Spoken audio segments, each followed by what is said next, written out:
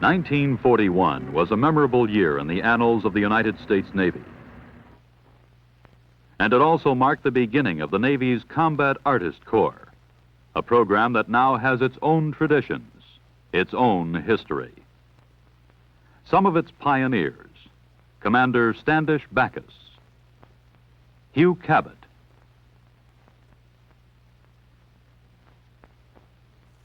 and Commander Griffith Bailey Kowali, the first official Navy artist on active duty. And since there have been many others that through their creative dexterity have truthfully recorded those vivid points in time that make history. Because of this effort, millions of people in America's towns and cities have had the advantage of viewing the full spectrum of Navy history over the past quarter century. Reminders from the past. Midway, Coral Sea, Tarawa, Salerno and Omaha Beach, Seoul, the Yalu River, and today, the strange names of Southeast Asia: Chulai, Da Nang, Na Bay. In 1964, the program added a new dimension by utilizing the talents of non-military artists. And this is how one combat artist tells his story. The point in time, May 1967, on the flight deck of the veteran carrier USS Hancock off the coast of Vietnam. To me, the most unforgettable feature of carrier operation is the fantastic number of men required behind the scenes. With 900 men directly engaged in air operations, many hundreds more below deck seldom see this hustling deck activity.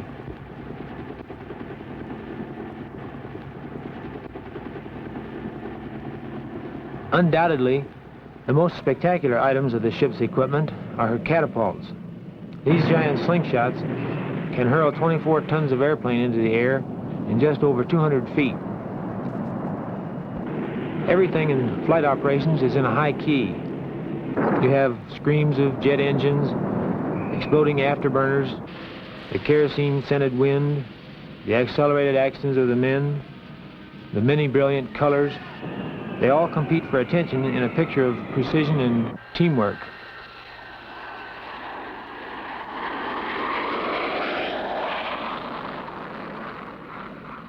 With each launch, mission responsibility is focused on a handful of men with the job of disrupting southward flow of enemy war supplies.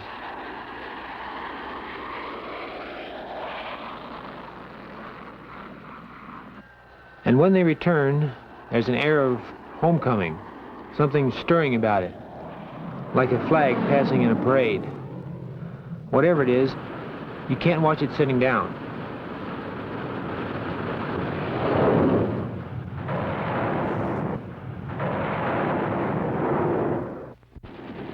Point in time, 800 feet over the Rung Sat, one of the nastiest jungles in the world.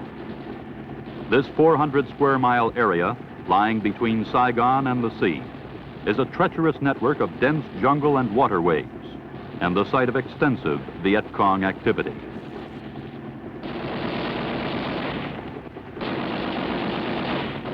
My first glimpse of the Rung Sat told me, I can't paint this, no one would believe it. Because from the air, this twisting maze of waterways looks more like a medical illustration than Tideland's geography. The principal waterway, the Long Tao River, is a 45-mile lifeline to Saigon and to South Vietnam itself. In this terrain, the enemy can easily hide himself in his supplies, as well as manufacture a crude assortment of weapons to harass river traffic. The job of controlling the Delta region's waterways is shared by the U.S. Navy and the Vietnamese National Police and Customs Service in an operation called Game Warden.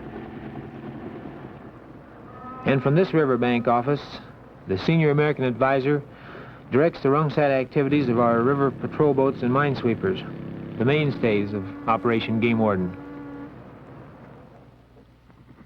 Point in time with the Sea Wolves, the Navy's first and only light helicopter attack squadron, as unique and deadly as their environment. Here at the Na Bay Naval Base on the fringe of the Rungsat, as well as from ships deployed throughout the Delta, these small gunships give Operation Game Warden the quick reaction firepower to counter Viet Cong activity. In a typical helicopter airstrike, a forward air control aircraft discovers and marks a VC bunker with a smoke grenade. Now the helicopter moves in and sprays the target area with all 6 machine guns to suppress enemy fire.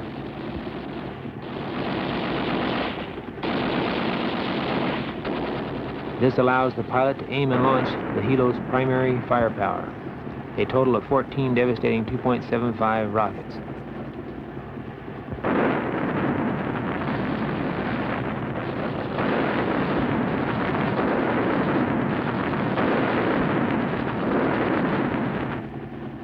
But this isn't all the Sea Wolves do. They are frequently called upon to pick up VC prisoners,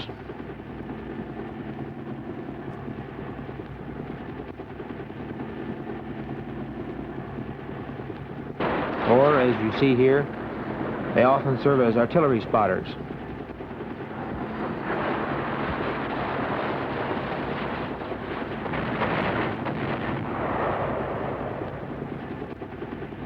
And as daylight fades, Sea Wolf action reaches its peak when the legitimate river traffic is halted by a nightly curfew.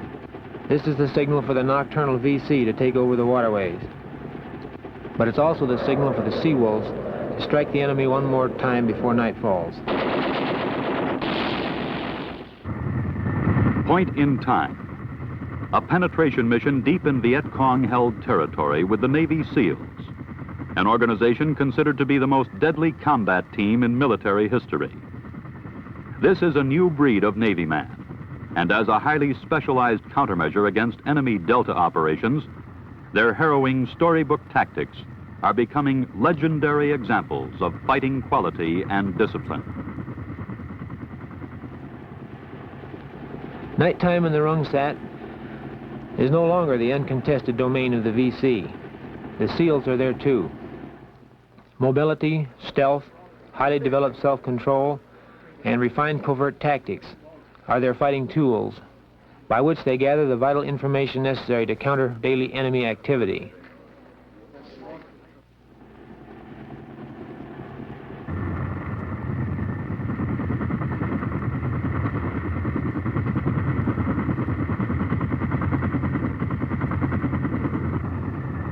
Guided by the SEALs intelligence reports, another specialized organization, the Joint Army-Navy Mobile Riverine Force, furnishes the muscle to neutralize trouble spots throughout the Delta. Operating from barrack ships near the coast, small armored troop carriers, along with heavily armed river gunboats, represent our first full-scale riverine force since the Civil War.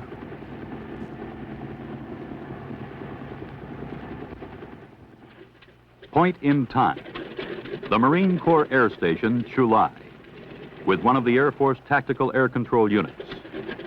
These small, highly maneuverable O-1C aircraft are fittingly called bird dogs, in the sense that they seek out and pinpoint targets with smoke rockets as a guide to attack aircraft.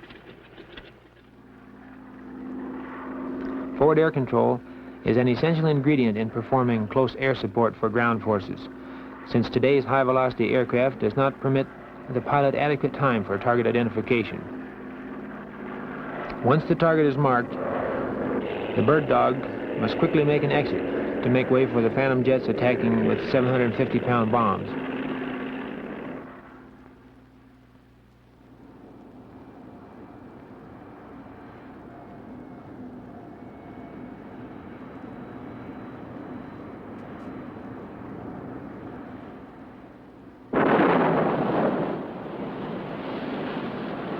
Following the airstrike, the bird dogs must then conduct close-at-hand assessment of the damage inflicted.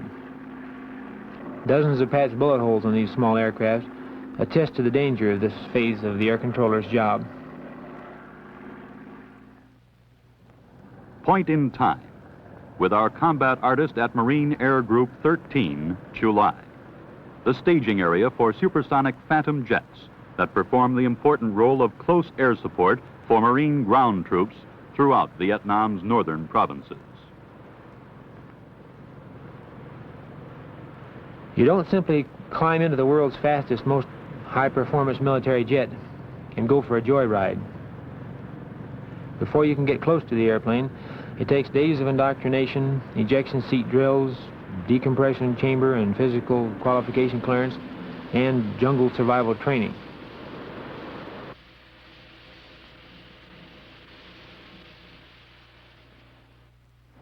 But at 18,000 feet, at 200 miles from the target, it's difficult to believe you're in the center of a military conflict with the stillness and sheer beauty that surrounds you.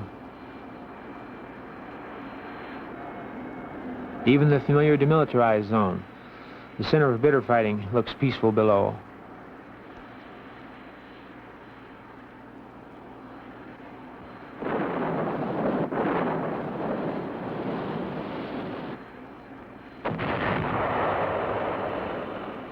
Once the target is hit and you're on your way home, another anxious moment may be in store for you. Phantom jets absorb fuel at a startling rate and often require fueling in flight by Marine C-130 flying gas stations, a delicate and precise maneuver. Point in Time, with a medevac crew in Vietnam's rugged central highlands, where heavy-duty UH-34 helicopters serve as a vital lifeline by supplying beleaguered Marines with food, water, and ammunition. And equally important, medevac's quick reaction in battlefield rescue of the wounded is responsible for saving countless American lives. The UH-34, the Marines' workhorse, is basically unarmed and stripped for action to get in and out of emergency conditions on the ground. Working in pairs, one armed helicopter remains aloft to suppress enemy ground fire as a protection for the vulnerable hover or landing phases during emergency medevac or resupply.